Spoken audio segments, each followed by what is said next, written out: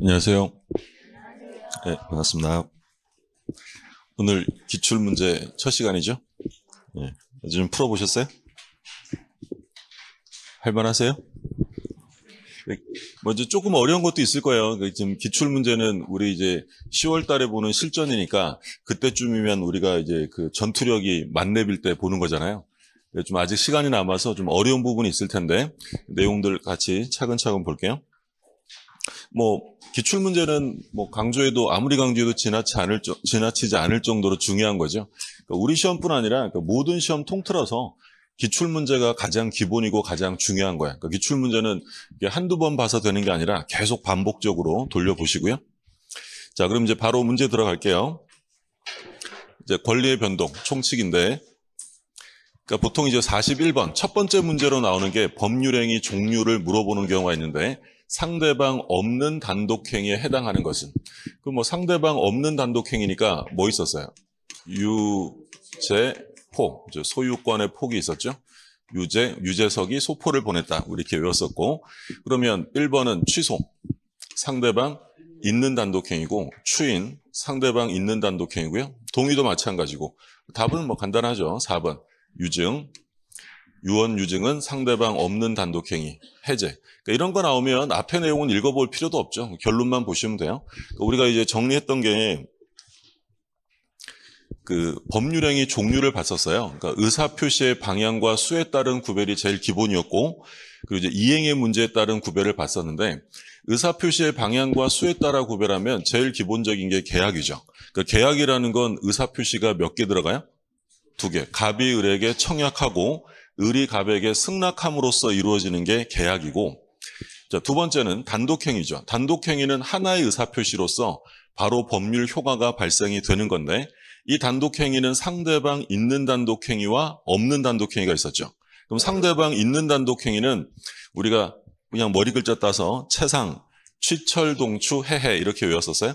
채무면제, 상계, 취소, 철회, 동의, 추인, 해제, 해지 이런 것들은 상대방 있는 단독행위고, 그럼 상대방 없는 단독행위는 유재포, 유언유증, 재단법인 설립행위, 소유권의 포기가 있었고, 또 여기서 이제 우리가 유죄, 소포 이렇게 외웠던 건 좀 주의할 점이 있었죠. 뭐 있었냐면 공유지분의 포기, 취득시효이익의 포기, 제한물권 포기는 상대방 있는 단독행위죠. 그러니까 끝에 포기가 써 있다고 해서 무조건 상대방 없는 건 아니죠. 공유지분을 포기한다라는 것은 다른 공유자들이 존재하고 있는 거죠. 상대방 있는 단독행위고, 취득시효이익을 포기한다. 취득시효이익 포기는 누구한테 하는 거야? 상대방은. 그러니까 우리가 취득시효 공부했었잖아요. 취득시효가 완성되면 바로 소유자가 되는 게 아니라 등기함으로써 소유자가 됩니다. 그러면 취득시효 완성자의 등기 청구의 상대방은 누구였어요? 완성 당시 소유자. 그럼 똑같다 그랬죠. 시효이익 포기도 누구한테 하는 거냐면 완성 당시 소유자에게 하는 거고, 그럼 무효등기 명인에게 포기하면 된다 안 된다? 안 되죠. 무효등기 명인에게 포기하면 포기 효력은 생기지 않는다라는 게 판례였어요. 그래서 상대방 없는 단독행위는 유죄포 이렇게 있었고, 물론 이제 합동행위도 있는데 합동행위는 시험에 나온 적 없으니까 우리가 지금 여기선 생략하고요. 그러면 계약과 단독행위의 성질의 차이점은 계약이라는 건 혼자 하는 게 아니라 합의하에 하는 거야. 그러면 계약은 합의만 이루어지면 얼마든지 자유롭게 할 수 있죠. 우리가 계약 자유의 원칙이다라고 불렀어요. 근데 단독행위는 일방적으로 하는 거잖아요. 그럼 단독행위는 자유롭게 할 수 있는 것이 아니고, 이때는 상대방에게 불리한 행위이기 때문에 언제만 할 수 있다? 법률이 규정할 때. 단독행위는 자유가 아니라 법정주의를 기본으로 하는 거죠. 취소는 언제예요? 취소는 아무 때나 하는 것이 아니라 법률이 사유를 정하고 있죠. 재착사, 제한능력, 차고, 사기강박 이런 사유를 법이 정하고 있고, 그때만 단독행위를 할 수 있는 게 기본이고요. 단독행위는 상대방에게 불리하기 때문에 막 하면 안 되고 조건기한을 붙여서도 안 된다라고 했죠. 그래서 우리가 조건편에서 단독행위는 조건과 친하지 않은 법률행위다라고 불렀고요. 그러면 단독행위에 조건을 붙이면 조건만 무효예요? 단독행위, 법률행위도 무효가 되는 거예요. 전부 다 무효가 된다라고 했죠. 그리고 단독행위는 권리의 종류로 볼 때 얘를 우리 뭐라고 불렀어요? 형성권이다라고 불렀죠. 형성권. 그러면 형성권은 말 그대로 단독행위, 일방적으로 행사하는 거니까 당연히 상대방에게 불리할 수밖에 없어요. 그러니까 이 단독행위는 무제한할 수 있는 게 아니라 형성권은 다 뭐에 걸린다 그랬어요? 제척기간. 특별한 얘기 없으면 제척기간은 이제 보통 10년에 걸리는 거죠.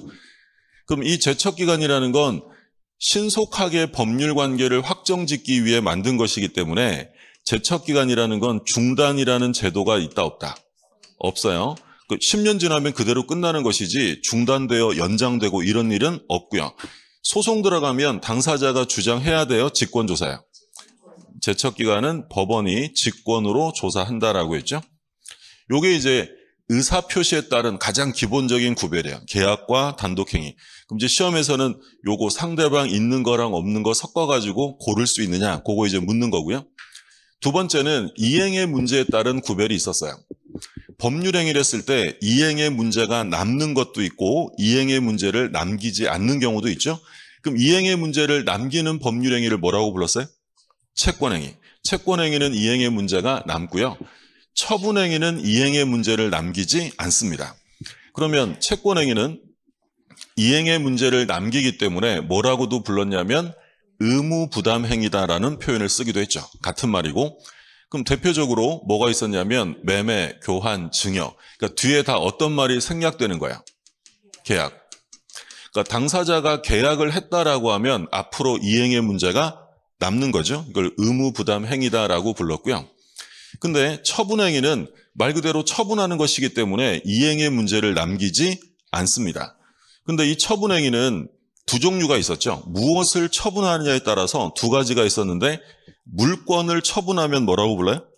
물권행위. 물권행위. 그 물권 이외에 다른 권리를 처분하는 것을 준물권행위라고 불렀어요. 그럼 물권행위는 뭐 있었어요? 그죠? 대표적인 물권 뭐 있을까? 가장 대표적인 게 소유권이죠. 그럼 소유권을 이전했다 또는 저당권, 지상권, 지역권, 전세권을 설정했다라고 하면 이것들은 전부 다 물권행위에 해당이 되죠. 그럼 준물권행위라는 건 물권은 아니지만 권리의 처분이에요. 예를 들어 채권 양도, 채무 면제, 지식재산권의 양도. 그러니까 뭐 두 가지는 기억하셔야죠. 채권을 양도하고 채무를 면제하는 것도 처분행위이긴 한데 이건 물권을 처분하는 건 아니죠. 이건 뭘 처분하는 거야? 채권이죠. 그럼 이건 물권행위라고는 부를 수 없으니까 앞에 뭐 하나 써준 거야? 물권행위에 준한다라는 표현을 쓰는 거죠. 그러니까 이 준이라는 표현은 우리가 그 공유할 때도 봤었어요. 공유라는 것은 하나의 물건을 여러 사람이 함께 소유하는 것을 공유라고 부르죠. 그러면 만약에 하나의 물건이 아니라 권리를 여러 사람이 같이 가지면 공유가 아니라 뭐라고 불렀어요? 준공유라는 표현을 썼죠. 그래서 우리 시험에 한번 뭐가 출제됐었냐면 여러 사람이 같이 저당권을 설정했어요. 그럼 이 사람들은 저당권을 뭐 한다고 표현하는 거야? 준공유한다. 저당권은 권리잖아. 점유라는 것은 무엇을 사실상 지배하면 점유권이 인정이 돼요? 물건. 물건을 사실상 지배하는 걸 점유라고 합니다. 그럼 권리를 사실상 지배하면 뭐라고 해? 이제 마칠 때도 됐는데 앞에 하나 뭐 써준다고요? 준점유라고 표현해요. 그때 이제 준자를 써주는 거죠. 그래서 어찌되었건 물권행위나 준물권행위는 이행의 문제를 남기지 않는 처분행위에 속하게 되는 거야. 그러면 이게 이제 기초적인 개념이었고 우리가 추가적으로 본 건 그럼 만약에 무권리자가 행위를 했을 때 어떻게 볼 것이냐라는 거였어요. 그럼 무권리자가 채권행위, 바꿔서 얘기하면 무권리자가 계약을 했다는 거예요. 그럼 그 계약은 무효다, 유효하다? 유효하죠. 그러니까 무권리자의 채권행위는 유효해요. 어차피 이행하면 되는 거니까. 그러면 우리 시험에 나왔던 게 뭐였어요? 무권리자가 타인 부동산에 매매 계약을 하면 그 매매 계약은 유효다, 무효다? 유효죠. 타인 소유 부동산의 매매는 유효다. 우리 민법 569조에서 타인 권리 매매를 규정하는 거죠. 갑이 을한테 부동산을 파는 매매 계약을 했는데 요게 소유자가 병이에요. 남의 부동산을 파는 매매 계약을 했다. 그럼 이 매매 계약은 무효다, 유효하다?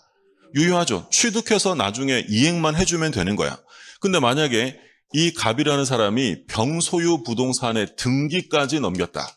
그러면 소유권을 이전하는 행위를 한 거죠? 그럼 요거는 채권행위가 아니라 뭐다? 물권행위, 처분행위 한 거예요. 그럼 무권리자가 처분행위를 하면 유효다, 무효다? 그건 무효죠. 무권리자가 처분행위를 하면 무효. 그럼 여기서 알 수 있는 건 처분행위는 아무나 할 수 있는 것이 아니라 처분권이나 처분 능력이 있어야만 할 수 있다라는 거야. 그러면 무권리자가 처분행위하면 무효인데 나중에 권리자가 추인해 줄 수 있잖아요. 그러면 무권리자 처분행위를 권리자가 추인하게 되면 새로운 행위로 인정한다, 소급해서 유효가 된다.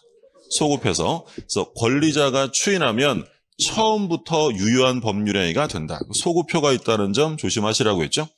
그래서 지금 본 건 법률행위의 종류를 봤는데 첫 번째는 의사표시에 따른 분류를 받고 두 번째는 이행의 문제에 따라서 분류를 했던 거예요. 자, 그럼 문제 계속 볼게요. 그래서 답은 간단한 거였고 그 다음에 2번 볼게요. 그리고 우리 이 기출문제집이 두 권으로 나뉘어져 있죠. 하나는 해설이 돼 있는 거 있고 하나는 문제만 돼 있는 게 있는데 수업은 문제만 있는 걸로 합니다. 해설 있는 걸로 하면 답이 눈에 그냥 확 들어오니까 좀 잘 안 보이게 되고 또 원래 줄거져 있고 이러면 글로만 눈이 가잖아요. 그래서 일단 요걸로 보고 복습하실 때는 그 해설을 보셔도 되겠고요. 자, 2번 볼게요. 다음 중 연결이 잘못된 것은 임차인의 필요비 상환 청구권은 형성권이냐? 요건 형성권이 아니죠. 이건 말 그대로 청구권이지 형성권은 아닙니다. 그러니까 형성권은 우리 뭘 형성권이라고 불렀어요? 단독행위 같은 거야. 그러니까 형성권은 권리자에 대응하는 의무 자체가 없어요. 일방적으로 행사해서 효과를 발생시키는 거지 상대방에게 그런 의무가 존재하진 않아. 그러니까 예를 들어서 지상물 매수 청구권이나 부속물 매수 청구권, 이거 청구권이에요, 형성권이야? 형성권이지. 그러면 토지의 임차인이 지상물 매수를 청구하면 곧바로 매매계약이 성립하는 것이지 상대방의 의무 같은 것 자체가 존재하지 않는 거야. 사기당한 사람이 계약을 뭐예요? 취소합니다. 그럼 취소라는 건 일방적으로 행사하는 것이지 상대방의 의무가 존재하는 게 아닙니다. 근데 임차인의 필요비 상환 청구를 하면 임대인은 필요비 지급 의무가 있어요, 없어요? 임차인이 필요비 주세요라고 하면 그 필요비에 대한 비용 상환 의무가 누구한테 있는 거야? 임대인에게. 이건 권리 의무 관계가 존재하는 청구권인 것이지 이건 일방적 행사에 의한 형성권이 아닙니다.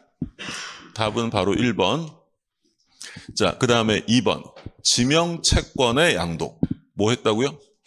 채권 양도. 그러면 요거는 물권행위는 아니지만 뭐라고 불렀어요? 채권 양도, 채무 면제 이런 것들은 준물권행위고요. 그 다음에 부동산 매매에 의한 소유권의 취득. 무슨 승계다? 특정 승계죠. 그러니까 우리 특정 승계랑 대칭되는 개념은 뭐가 있어요? 포괄 승계가 있죠. 그럼 포괄 승계는 뭐 있었냐면 상속 있었고 포괄 유증, 회사의 합병 이런 거 있었죠. 그러니까 포괄 승계는 특정 승계처럼 딱 특정된 것만 넘어가는 게 아니라 포괄적으로 와장창 넘어가는 거죠. 그러면 포괄 승계는 어떤 의미를 가진다고 했냐면 이 포괄적으로 승계가 된 사람은 제3자라고 인정해 줄 수 없다라고 했어요. 그러니까 우리가 이제 이런 거 보잖아요. 갑과 을 사이에 뒤에서 공부하겠지만 가장매매를 했대요. 가장매매. 그럼 통정호의 표시를 통해서 소유권이 넘어갔다. 그러면 가장매매는 무효죠. 무효. 근데 만약에 을이 병한테 이거를 팔았는데 만약에 얘가 모르고 샀대. 그럼 통정호의 표시는 무효지만 선의의 제3자에게는 대항할 수 없다. 누가 소유자가 되는 거야? 병이 되는 거죠. 근데 만약에 이 병이라는 사람이 얘가 매수하거나 이런 것이 아니라 을로부터 상속을 받았대요. 그러니까 아버지가 또는 어머니가 돌아가셨는데 이 집 자식이 상속을 받았는데 아버지 이름으로 등기되어 있는 거라서 당연히 통정호의 표시라고는 생각하지도 못하고 모르고 상속을 받았다면 병은 소유권을 취득할 수 있다 없다? 취득할 수 없다는 거예요. 왜?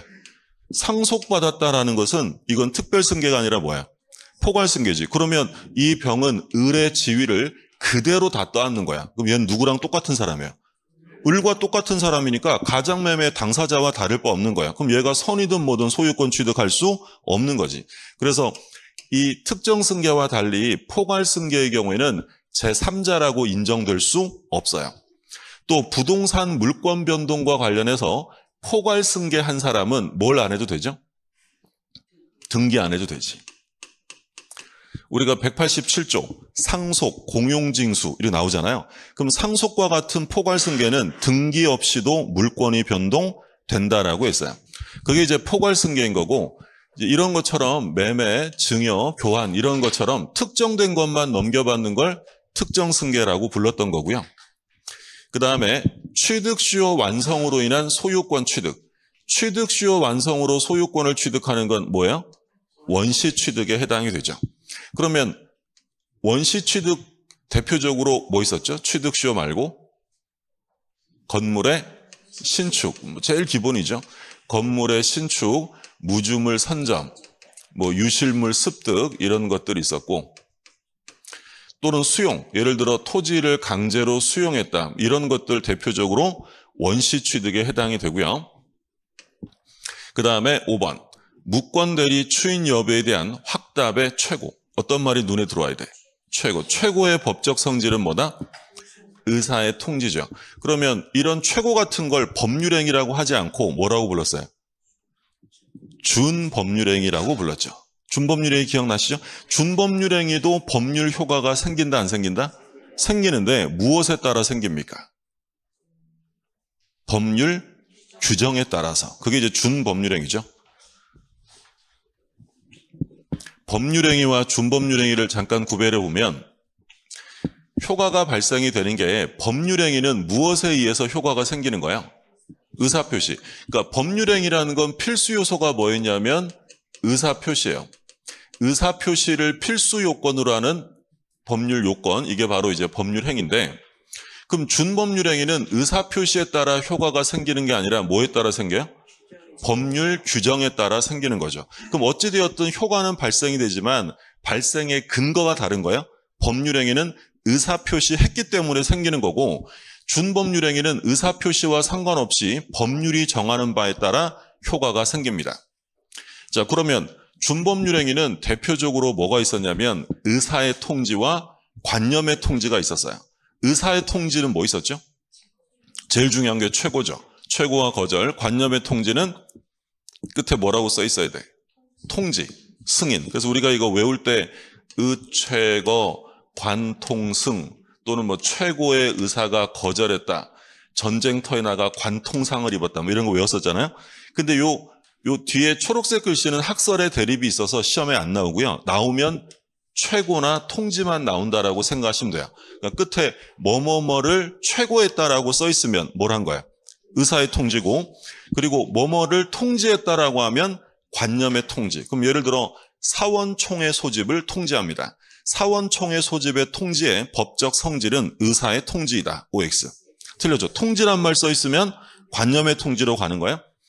근데 이 의사의 통지와 관념의 통지는 법률행위는 아니지만 법률행위에 준해서 효과는 생기는 거야. 그래서 이제 우리 다수서는 이 의사의 통지와 관념의 통지도 의사표시에 관한 규정을 유추 적용해 줍니다. 그럼 의사표시에 관한 규정이 유추 적용되기 때문에 뭐가 적용되냐면 대리가 적용돼요.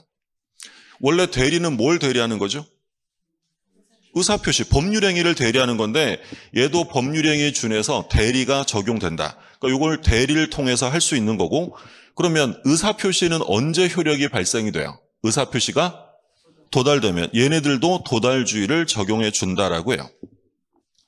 예전에 뭐 이런 식으로도 출제가 되죠. 뭐라고 나오냐면 다음 중 준법률행위인 것은, 그러니까 이제 26회 기출인데, 그러면 끝에 뭐 써 있는 거 찾으라는 거야?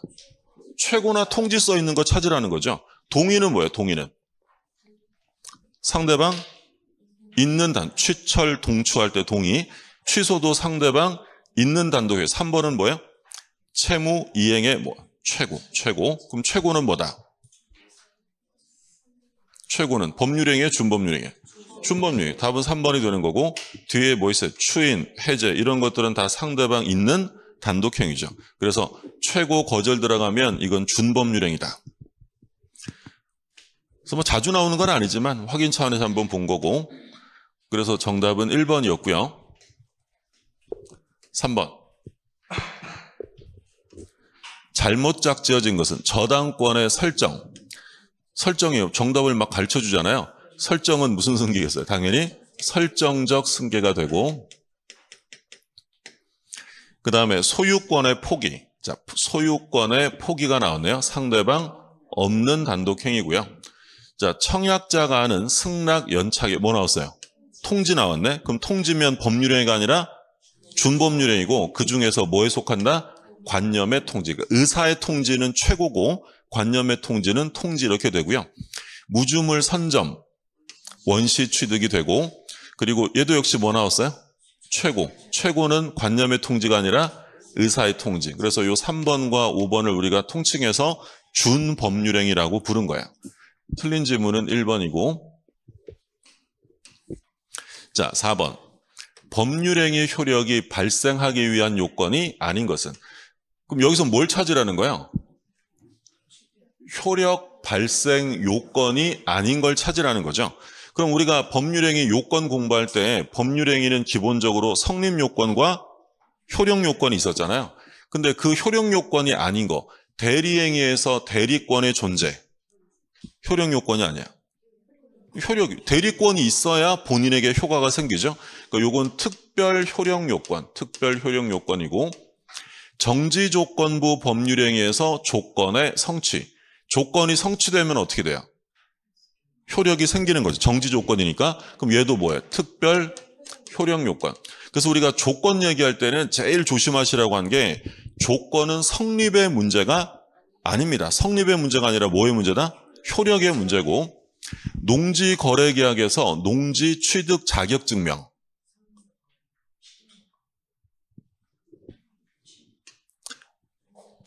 농취증은 효력 요건이 아니죠. 농지매매에서 농취증이 없으면 농지매매는 무효예요? 유효해요?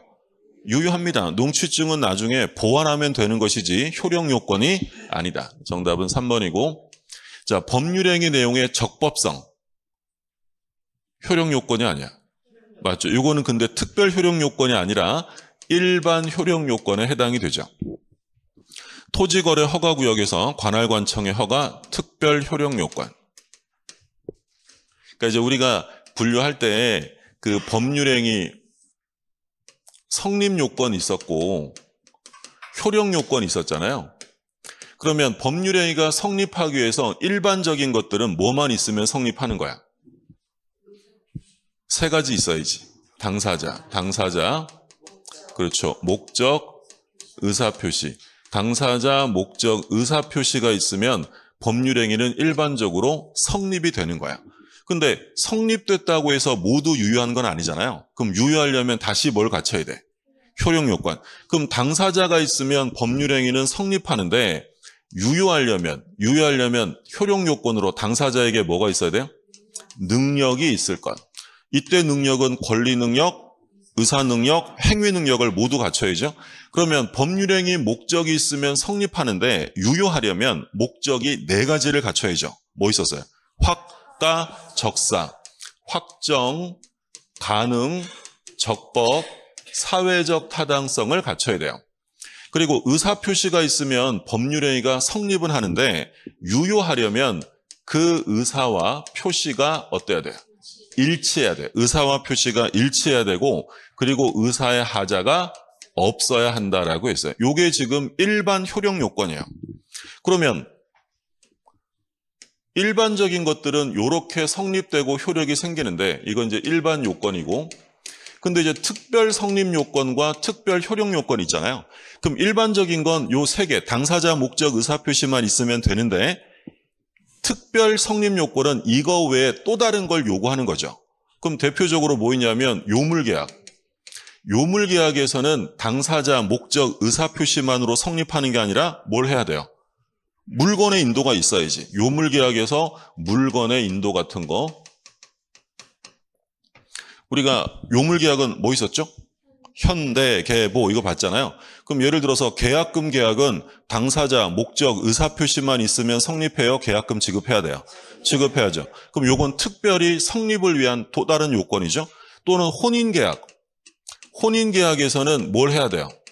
신고해야지. 그죠? 이 특별 성립 요건이고, 근데 특별 효력 요건은 이것들 이외에 또 다른 효력 요건. 위에 지문에 다 나왔어요? 대표적으로 뭐 있냐면 대리행위에서 뭐가 있어야 된다?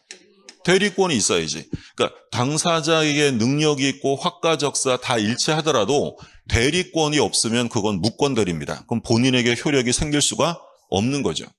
또는 허가구역에서 관할관청의 허가라든지 또는 정지조건부 기한부 법률행위에서 조건의 성취나 기한의 도래는 특별 효력 요건에 속하는 거야. 그러면 자 다시 볼게요.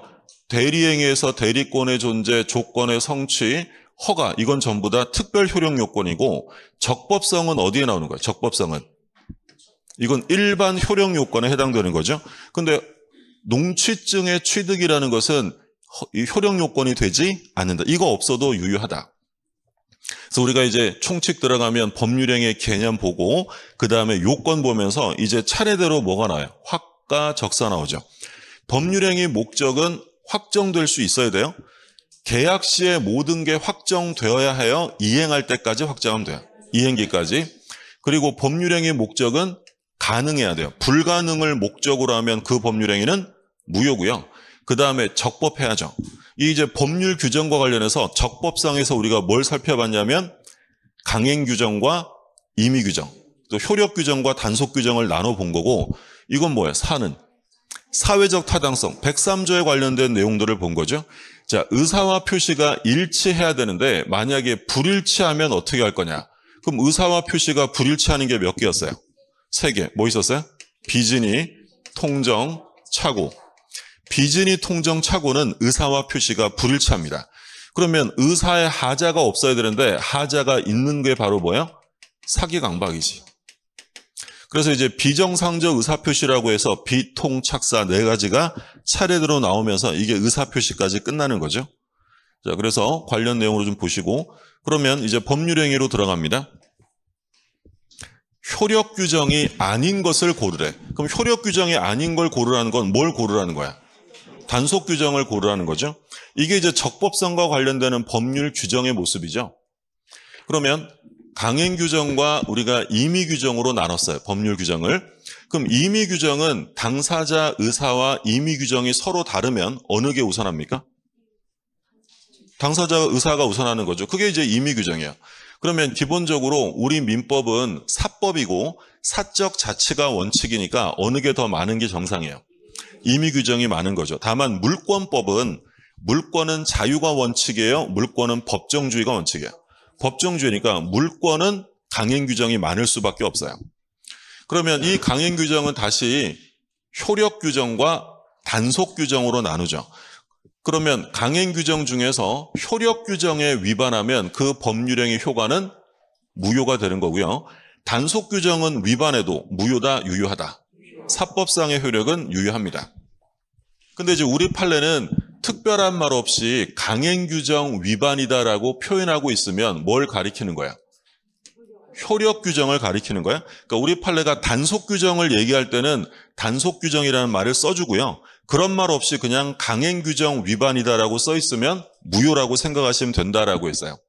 그러면 시험에서는 이것들 섞어놓고 효력 규정인지 단속 규정인지를 구별할 수 있는지를 출제하는 거죠. 그럼 효력 규정은 무효.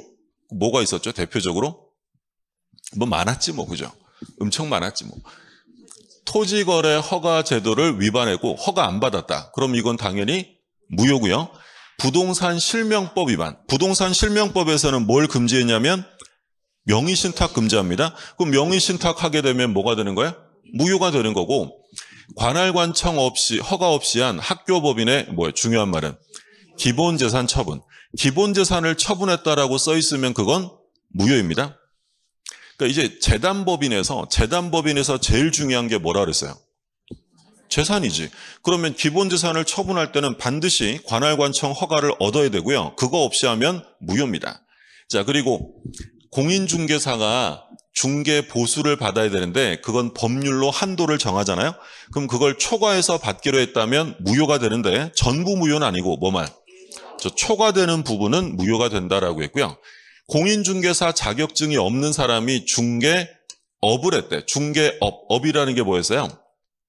반복적으로 중개 자격증이 없는 사람이 반복적으로 업을 하면서 중개보수를 받기로 하면 무효예요. 그럼 비교되었던 건 업이 아니라 뭐야? 우연히 일회적으로 중개하고 보수를 받기로 했다면 그건 무효가 아니라 유효하다라고 했어요. 이게 이제 효력 규정. 그러면 단속 규정은 무허가 음식점, 무허가 숙박업의 영업행위. 그럼 처벌은 받는다 하더라도 음식물에 대한 판매 계약 자체는 무효다, 유효하다. 유효하고 뭐 제일 중요한 건 두 번째죠. 중간 생략 등기를 금지하고 있는 부동산 등기 특별조치법은 효력 규정이 아니라 뭐다? 단속 규정이니까 이거 위반해도 그 합의가 무효가 되는 건 아니다라고 했고요. 공인중개사가 직접 거래하지 말라고 중개사법이 규정하는데 위반했다. 의뢰인이 가지고 왔는데 이 물건이 너무 마음에 들어. 그럼 제가 공인중개사면 제가 직접 그걸 사면 돼, 안 돼? 안 되죠. 근데 너무 마음에 들었어. 샀어. 어쩔 거야? 처벌받는 거지. 제재를 받는다 하더라도 그 매매가 무효가 되는 건 아니다. 그러니까 판례가 여기서 무슨 얘기를 하냐면 공인중개사가 그걸 직접 샀다고 해서 그게 반도덕적이거나 반사회적이라고까지 볼 수는 없다. 그러니까 정책상 금지하는 것이지 이 자체가 무효가 되는 건 아닙니다. 주택법에서 전매하지 말라고 제한 규정을 뒀는데 위반해서 전매했어요? 그러면 제재를 받는 건 변론으로 하고 그 매매 자체가 무효가 되는 건 아니다는 거예요. 그리고 지금 얘랑 섞어가지고 물어보겠다라는 거죠. 보시면 단속 규정 찾으래요. 중간 생략 등기를 금지하고 있다. 효력 규정의 단속 규정이에요. 단속 규정. 자, 그 다음에 니은 개업 공인중개사가 중개 의뢰인과 직접 거래를 금지하고 있다. 단속 규정이죠. 그 다음에 디귿 중개 보수를 초과하여 금품을 받는 행위. 요거는 효력 규정이죠. 그럼 답은 기업과 니은. 그렇죠? 그러니까 이제 문제 이렇게 나오면 앞에 뭐 무슨 법인지 이런 거 읽어볼 필요 없고 그냥 뒷부분 보시면 되는 거예요. 뒤에만 봐도 내용을 다 알 수 있게 나오니까. 그 다음에 2번. 다음 중 무효인 법률행위는 직접 중개 의뢰인과 체결한 임대차 계약. 뭘 위반한 거야? 직접 거래 금지 위반이죠. 무효다, 유효하다. 유효, 이건 단속 규정이니까 유효하다라고 했고요. 그 다음에 2번. 공인중개사 자격이 없는 자가 우연히 일회성으로 행한. 어떤 말이 나왔어요? 우연히 일회성으로. 우연히 일회적으로 중개하고 보수를 받기로 약정했다면 이것도 역시 무효가 아니라 유효하죠. 자, 3번. 민사사건에서. 자, 성공보수 약정이잖아요. 중요한 말은 뭐야? 민사사건이죠. 그럼 이건 무효가 아니라 유효. 그래서 우리가 구별했던 건 성공보수 약정인데 변호사의 성공보수 약정은 형사사건에서의 성공보수 약정은 반사회적 무효입니다. 근데 이건 민사사건이니까 유효하다라고 했고 4번 매도인이 실수로 상가지역을 그보다 가격이 비싼 상업지역이라 칭하였고 부동산 거래 경험이 없는 매수인이 이를 믿고서 실제 가격보다 2배 높은 대금을 지급한 매매계약. 출제자가 무슨 말을 하고 싶은 거예요, 이거? 출제하시는 분이 생각이 많았나 봐요. 자, 일단 사기다 아니다? 아니죠. 왜 사기가 아니에요?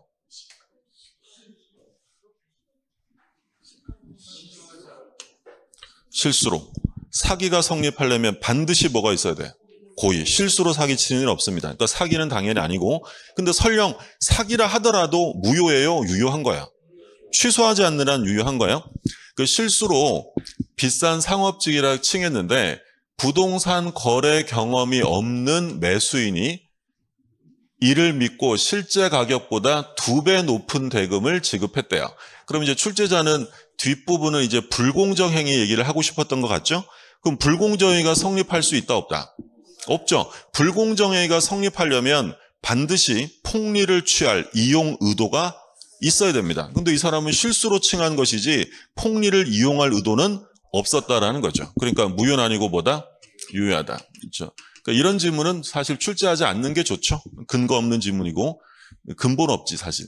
그러니까 판례를 가지고 출제해야 되는데 요거는 이제 판례가 아니라 출제자가 이렇게 조합을 해서 만든 거야. 근데 어쨌든 뭐 무효에 걸리는 건 없으니까 유효한 거고요. 5번. 보험 계약자가 오로지 보험 사고를 가장하여 보험금을 취득할 목적. 우리가 항상 얘기했던 보험금의 부정 취득이죠. 보험금의 부정 취득 나오면 그건 뭐다? 반사회적 무효입니다. 답은 5번. 자, 그럼 이제 효력에서 확가 적사에서 적법성과 관련되는 효력 규정, 단속 규정 나왔고 그 다음 이제 뭘로 넘어가는 거야? 사회적 타당성. 103조. 그러니까 요 전까지는 매년 출제되는 파트는 아닙니다. 근데 이제 103조부터는 매년 한 문제가 출제되는데 103조의 가장 기본적인 출제 형태는 바로 이 박스 문제죠. 박스로 103조에 해당되는지 안 되는지를 알고 있는지를 출제하는 거고 그럼 103조에서 두 가지로 나눈다면 제일 중요한 건 판례 유형. 두 번째는 뭐 있었냐면 사례 문제로 나오면 이중매매요. 두 가지가 핵심이죠. 103조냐 아니냐는 요거만 정리하시면 됩니다. 이거 뭐 지금쯤이면 우리가 뭐 다 알고 있는 거잖아요. 자, 그럼 반사회적 아닌 거야.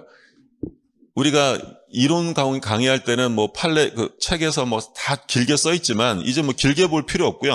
요 단어가 들어가 있으면 반사회적이다 아니다 체크할 수 있어야 돼요. 자, 1번 전통사찰의 주지임명행위. 전통사찰의 주지임명행위는 반사회적 행위가 아니죠. 내용은 어떤 건지 기억나시죠?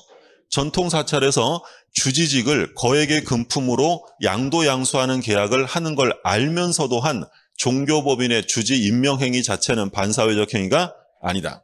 그러니까 실제 이게 판례로 시험에 나오면 이 표현이 빠질 수 없어요. 반드시 나옵니다. 그러니까 이거 딱 써 있으면 반사회적이다, 아니다 판단하시면 돼요. 부정행위를 용서받는 대가라는 표현이 들어가면 반사회적이다, 아니다. 아니죠. 판례 기억나세요? 네. 안 나도 상관없고요. 이것만 기억하시면 돼요. 부정행위를 용서받는 대가로 처에게 부동산을 양도하되 혼인이 지속되는 동안 부동산을 처분하지 않기로 한 제한을 붙인 약정. 이렇게 길게 나올 거란 말이야. 근데 그걸 다 읽고 있을 필요가 없다고. 부정행위를 용서받는 대가로 시작하면 반사회적이다, 아니다. 아니다라고 생각하시면 되고요. 자, 매우 중요한 거죠. 강제집행을 면할 목적. 강제집행을 면할 목적으로 허위의 근저당을 설정했다. 또는 강제집행을 면할 목적으로 명의신탁했다라고 써 있으면 뒤에 부분은 읽어볼 필요 없어요. 무조건 반사회적이 아닙니다. 유효란 얘기는 아니고요. 강제집행을 면하려고 허위의 근저당을 설정하면 그게 뭐예요? 허위로 짜고 근저당을 설정했다는 거잖아. 그럼 그건 통정허위 표시로 무효인 것이지 반사회적 무효는 아니다라는 거예요.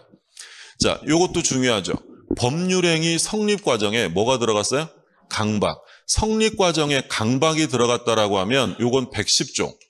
사기 강박에 의한 의사표시로 효력을 논의해야지 이 자체를 반사회적이라고 볼 수는 없다라고 했고요. 자, 비자금 판례죠. 비자금을 소극적으로 숨기려고 보관하는 임치한 계약. 반사회적 행위가 아니고요. 자, 성공보수 약정인데 무슨 사건이야? 민사사건. 그리고 양도세 또는 뭐 상속세, 부가가치세, 세금 회피란 말 넣으면 전부 다 반사회적 아닙니다. 투기 목적이란 말이 써 있어요. 투기를 목적으로 아파트 입주권 15개를 샀다. 이런 말 써 있으면 반사회적이 아닌 거고요. 그리고 무허가 건물이란 말 써 있으면 이거 매매하든 임대하든 반사회적 행위는 아닌 거죠. 그럼 이건 이제 대표적인 103조가 아닌 것들이고 그럼 반사회적 행위에 해당되는 거. 공무원의 직무. 공무원 써 있으면 뭐라고요? 반사회적이에요. 이제 공무원이 직무와 관련해서 청탁을 받고 어쩌지 써 있을 거 아니에요. 수사기관에서 허위 진술합니다. 반사회적이고 얘가 잘 나오죠? 보험금의 부정 취득. 반사회적입니다. 그리고 변호사 아닌 자가 소송을 대리하고 일정액을 받기로 했다라고 써 있으면 뭐다? 반사회적 무효입니다. 그리고 이자약정인데 현저하게 고율로 정한 이자약정은 반사회적 무효고요. 자, 증언 판례 중요하죠? 증언의 대가로 통상적으로 용인될 수 있는 수준을 초과하면 반사회적이야. 그러니까 여기서 하나 유의하실 점이 그럼 통상적으로 용인되는 수준까지는 무효다, 유효하다? 유효해요. 진실한 증언을 하고 그 대가로 사회통념상 용인되는 수준, 여비나 일당, 여비나 일실손해 여기까지는 받아도 돼요. 이것까지는 유효. 근데 이거를 초과하게 되면 반사회적 무효예요. 얘랑은 좀 다릅니다. 수사기관에서 허위 진술을 하고 여비와 일당을 받기로 했대. 유효다, 무효다? 이건 무조건 무효입니다. 수사기관에서 허위 진술을 했다면 그 대가의 상당성 따지지 않습니다. 그냥 무효고, 진실한 증언을 하는 대가로 돈을 받기로 했다면 요 범위까지는 유효가 된다. 형사사건 중요하죠. 성공보수 약정. 그리고 저는 평생 이혼하지 않아요. 평생 결혼하지 않아요. 이런 이제 평생 시리즈들 전부 다 무효. 위약벌이 어떠한 위약벌이에요? 과도한. 그러니까 일반 위약벌 약정을 할 수 있어요. 근데 과도한 위약벌은 사회질서 위반. 적극 가담했다, 적극 기망했다, 요청했다 이런 말 써 있으면 반사회적 무효죠. 그러니까 사실 이런 문제는 거의 실전에 가면 보너스 문제인 거야. 빨리 찾고 다른 문제 풀면 되는 거지. 무효라고 볼 수 없는 거야. 자, 그러면 기억에 뭐 나왔어요? 피자금 임치. 자, 니은 피상속인이 제3자에게 토지를 매각한 사실을 알고 있는 자가 그 사정을 모르는 상속인을 뭐 했대요? 적극 기망해서 토지를 자신이 매수했다. 반사회적 무효. 그러니까 요 니은은 뭐냐면 구조가 어떤 구조 같아요? 이건 이중매매 구조인 거야. 그러니까 예를 들어서 갑이 을한테 부동산에 매매를 한 거예요. 근데 이제 이후에 이 갑이라는 사람이 사망을 하는 거죠. 이 사람이 사망했다. 근데 이제 사망해서 이 병이라는 사람이 상속인이에요. 그러면 이제 상속인은 누구한테 등기를 넘겨줘야 돼? 을한테 넘겨줘야죠. 이때 자기 앞으로 등기해서 넘겨요? 바로 넘겨도 돼요? 바로. 이분이 돌아가시기 전에 전부 다 사망 원인이 존재했기 때문에 바로 넘기면 되는데, 근데 예를 들어 정이라는 사람이 이 병, 아버지가 부동산을 매매했다는 걸 모르는 이 병에게 적극적으로 기망을 해서 누가 이걸 취득했다는 거야? 정이라는 애가 취득했다는 거야. 그 구조는 그럼 뭐가 되는 거야? 이중매매 구조. 적극 가담과 같기 때문에 이건 반사회적 무효가 된다라고 했고요. 자, 디귿은 뭐가 나옵니까? 강제 집행을 면할 목적. 그럼 읽어볼 필요 없어요. 이건 반사회적 무효가 아닌 거고. 자, 리을은 뭐 나왔어요? 조세 회피, 양도세, 상속세, 부가가치세 회피 이런 말 써 있으면 반사회적 아닙니다. 그럼 반사회적인 건 앞에 두 개, 기역과 니은이 되겠죠? 제가 동그라미 잘하고 있죠? 제가 수업하다가 흥분해서 동그라미 다른 데 치는 경우가 있거든요. 그때 좀 말 좀 해주시고. 4번. 반사회적 행위에 해당하는 걸 찾으래요. 뭐예요 이거? 법령에서 정한 한도를 초과하는 중개 수수료 약정. 자, 중개 보수를 법이 정하는 것보다 더 받으면 무효죠. 근데 그게 반사회적이에요? 그럼 반사회적은 아니지. 그렇죠? 효력 규정 위반으로 무효가 되는 거고. 자, 2번은 뭐 나왔어요? 강제 집행을 면할 목적. 3번 다수의 보험 계약을 통해 보험금을 뭐 한대요? 부정 취득. 그럼 답은 3번. 4번은 뭐야? 피자금 나오네. 피자금 임치 계약은 반사회적 무효. 또 뭐 나왔어요? 양도세 회피. 반사회적 행위로 볼 수 없다. 그래서 1번, 2번, 4번, 5번은 반사회적 행위가 아닌 것이고 3번은 보험금의 부정 취득 나오면 반사회적 무효.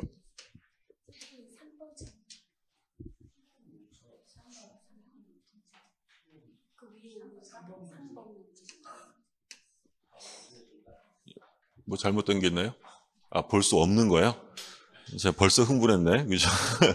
볼 수 없는 거니까 디귿 리을이네요. 디귿.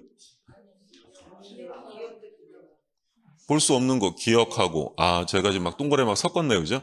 얘는 반사회적 무효고 볼 수 없는 건 기억하고 디귿하고 리을이네요. 기억 디귿.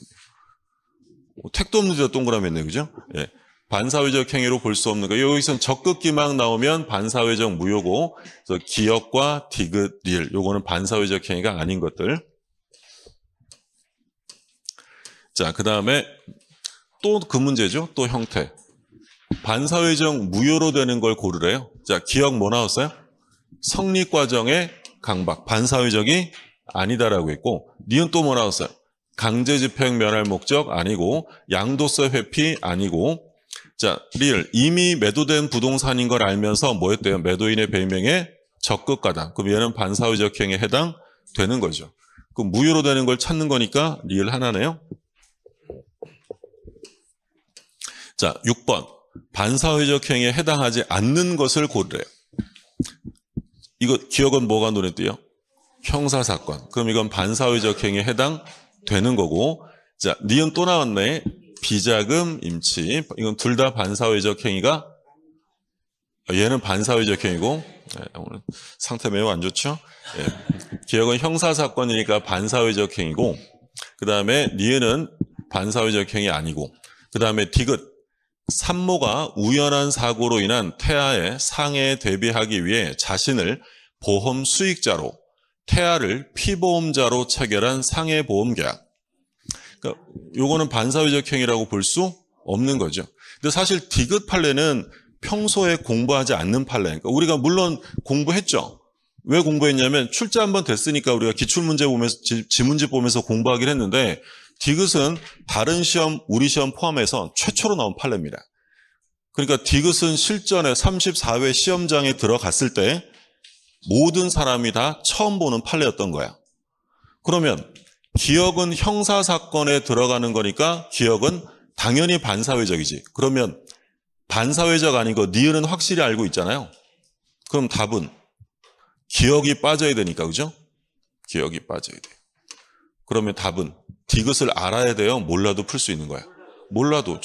니은은 반사회적이니까 니은은 꼭 들어가야 되잖아요. 그럼 답은 뭐밖에 없어요? 4번이지, 4번. 그러니까 이제 출제자가 그나마 좀 뭐랄까, 착한 분이지. 그러니까 실제 시험에 내면 요렇게 디귿이라고 안 냅니다. 니은이라고 내지.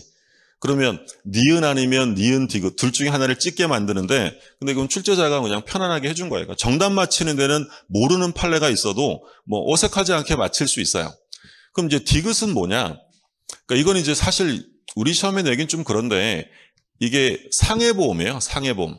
그럼 상해보험이라는 건 상법상 소위 임보험입니다. 임보험. 그러니까 이게 지금 뭘 한 거냐면 태아의 상해에 대비해서 산모가 자기를 보험 수익자로 하고 태아를 피보험자로 한 거야. 그럼 이제 엄마가 이 뱃속에 있는 태아가 혹시 다치면 누가 보험 수익을 누리는 거야? 엄마가. 그래야지 병원비도 하고 치료도 하고 이렇게 계속 키울 거 아니에요. 근데 이제 문제는 상법에서는 상해보험의 피보험자는 사람이어야 되는 임보험이라고 정해요. 근데 태아는 사람이 아니에요. 태아는 사람이 아니잖아. 그러니까 태아를 피보험자로 한 것이 반사회적 무효다 또는 상법상 위반이다라고 해서 보험 회사가 소송을 한 거야. 근데 우리 대법원에서는 뭐라고 했냐면 상법이 임보험으로 이 상해보험을 정하고 있다 하더라도 태아도 헌법상 보호되어야 할 생명권 중에 하나다라는 거야. 따라서 이걸 무효라고 해서는 안 된다라는 거야. 그리고 보험회사는 자기들 지금까지 보험금 다 받아놨잖아요. 그래놓고 이제 와서 무효라고 주장하는 건 당연히 안 되지. 그래서 요건 사회질서 위반으로 무효라고 볼 수도 없고 상법상의 위반으로 무효로 보지도 않는다. 그럼 결론은 무효다, 유효하다. 유효합니다. 그래서 해당하지 않는 건 니은과 디귿. 답은 4번이 되겠고요.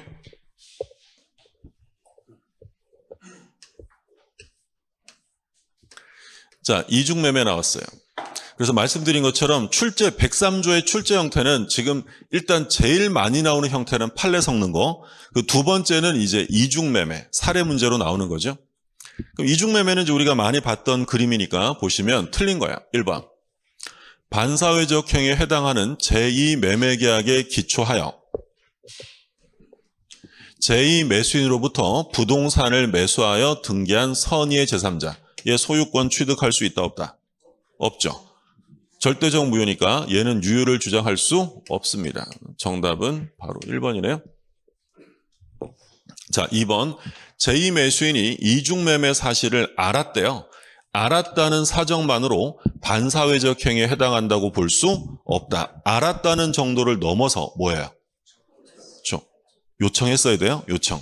그러니까 우리가 이제 이중매매를 두 가지 형태로 봤어요. 그러니까 원칙. 갑이랑 을이 매매 계약을 했어요. 을이 이제 등기 청구권을 가지는 제1매수인이고요. 근데 이 갑이 돈을 받아놓고 제2매수인 병에게 이중으로 매매하여 등기를 넘깁니다. 그럼 일단 이중매매를 논의한다는 건 갑이 계약금만 받은 상태에서는 이중매매를 논의하지 않는다고 했죠. 계약금만 받았으면 계약금은 뭐예요? 해약금이지. 그러면 갑은 계약금만 받았으면 얘한테 뭐 하면 되겠어요? 2배 주면 되는 거지. 그럼 끝나는 거예요. 얘가 누구에게 팔든 법이 관여할 문제가 아닌 거죠. 그러니까 계약금에서는 이중매매를 논의하지 않습니다. 다른 시험에서 한번 이런 걸 낸 적도 있어요. 얘가 계약금만 받은 상태였는데 병이라는 사람이 적극적으로 요청을 해서 부동산을 산 거예요. 유효다, 무효다? 유효한 거야. 계약금만 받은 상태에서는 이걸 얘한테 파는 게 무슨 배신적 행위라고 볼 수가 없는 거지.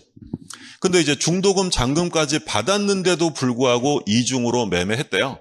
자, 그럼 이중 매매는 원칙적으로 유효예요, 무효예요?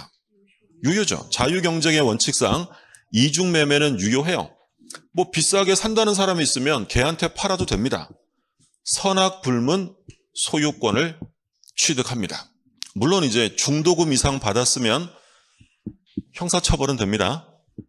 그러니까 중도금까지 받으면 이제 소위 형법상 타인의 사물을 처리하는 자가 되고요.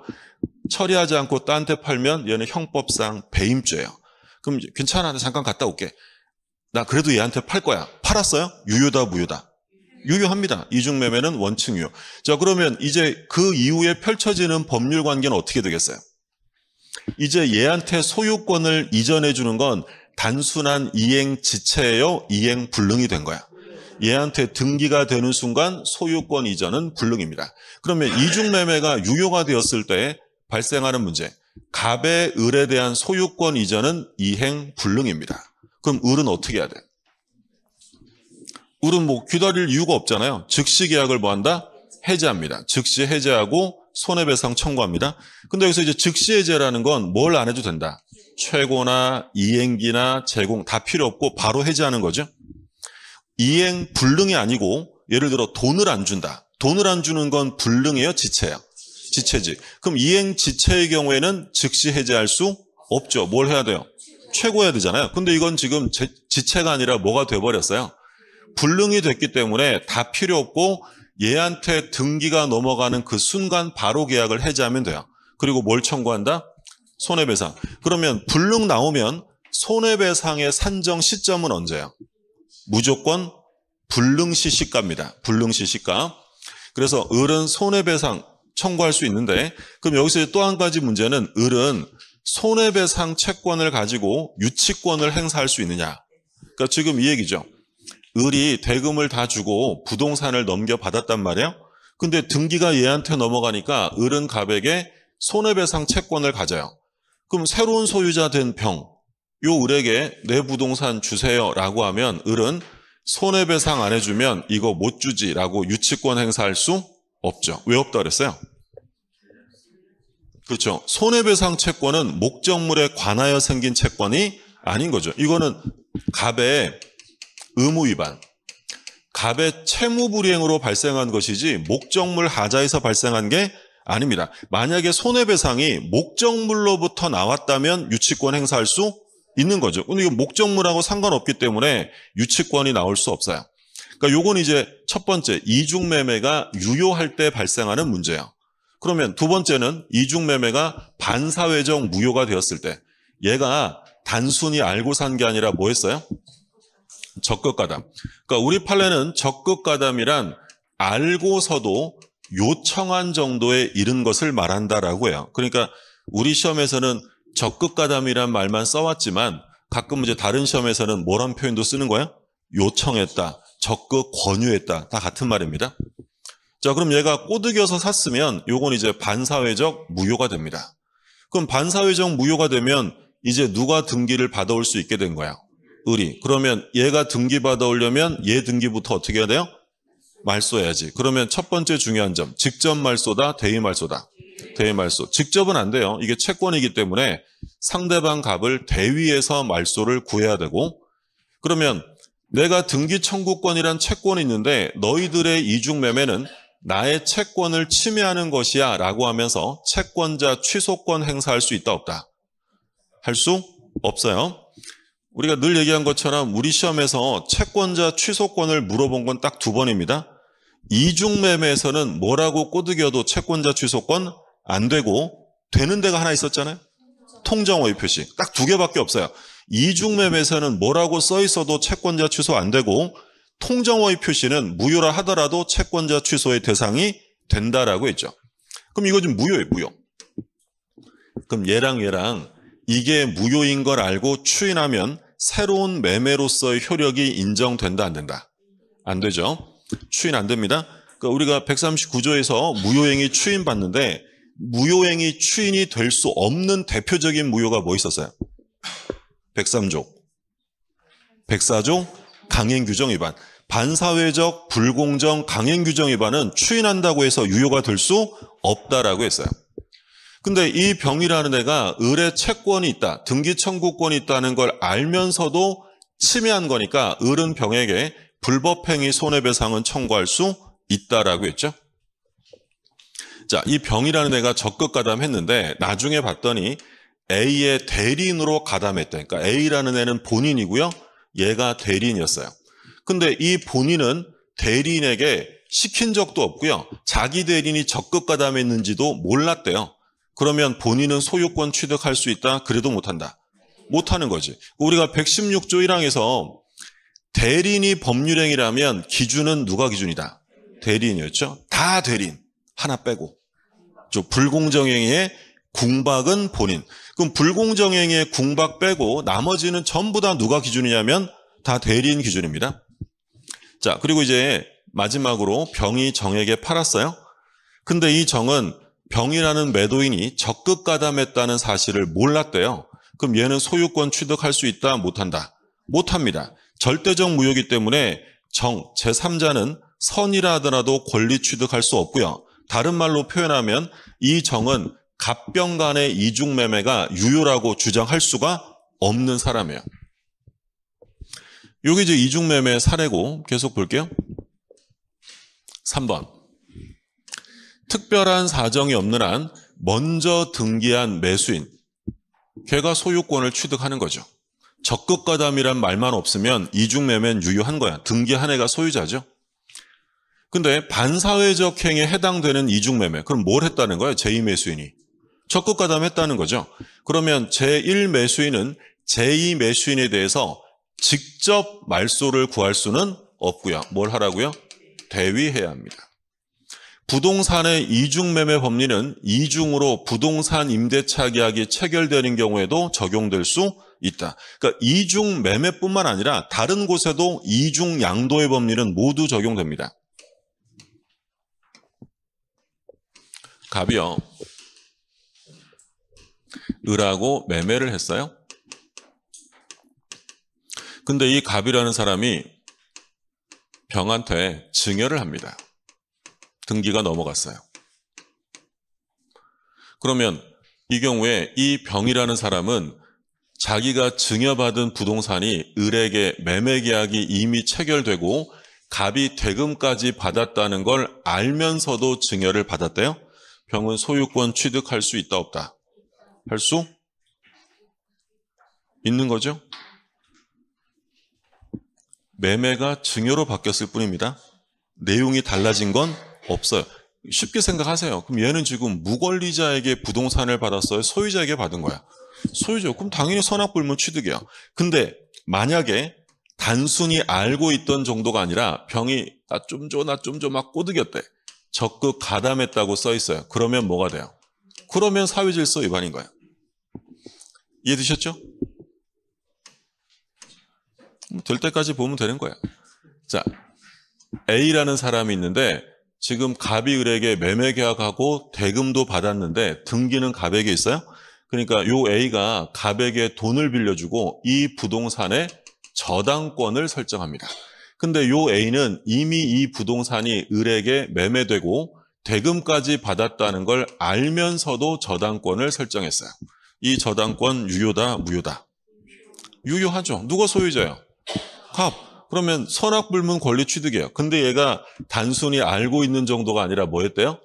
적극 가담했다라고 써 있으면 사회질서 위반으로 무효가 되는 거죠. 이제 우리 취득시효 공부했었잖아요. 우리 취득시효 볼 때 뭐라고 했냐면 갑이라는 사람이 부동산의 소유자인데 을이 취득시효를 완성했어요. 그럼 취득시효를 완성했으면 이제 바로 소유자가 아니라 얘한테 뭘 받아와야 돼? 등기 받아야 되는데 근데 완성된 후에 병이라는 사람에게 소유권이 이전된 거예요. 등기가 넘어갔다. 언제 넘어갔어요? 완성 전이다, 후다?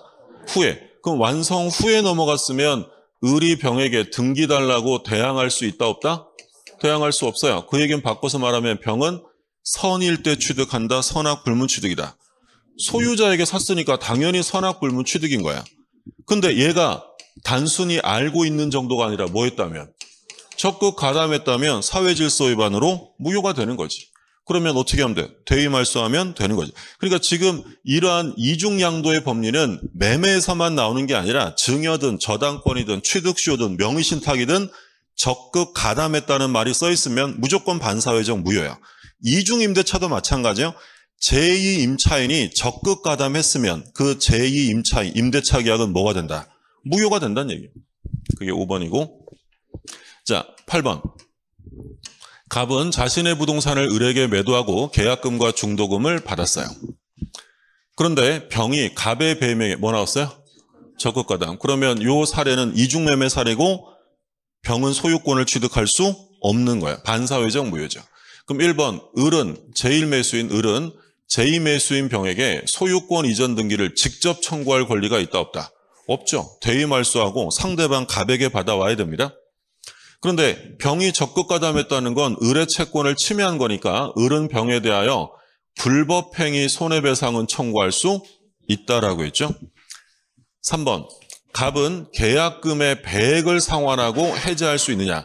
계약금 해제를 할 수 있느냐라는 걸 물었어요. 근데 사실 이 지문 안 봐도 이중매매에서는 계약금 해제가 나올 수 없거든요. 근데 이제 그걸 더 확실하게 하려면 사례 중도금 이상 받았다는 말이 써 있겠죠. 여기 써 있죠. 계약금만 아니라 모두 받았대. 중도금, 계약금 해제는 할 수 없고요. 그러면 병 명의의 등기는 갑이 추인하더라도 유효가 될 수 없다. 반사회적 무효는 무효행위 추인이 된다, 안 된다? 안 되는 거예요. 103조, 104조 강행규정 위반은 추인으로 유효가 될 수 없다.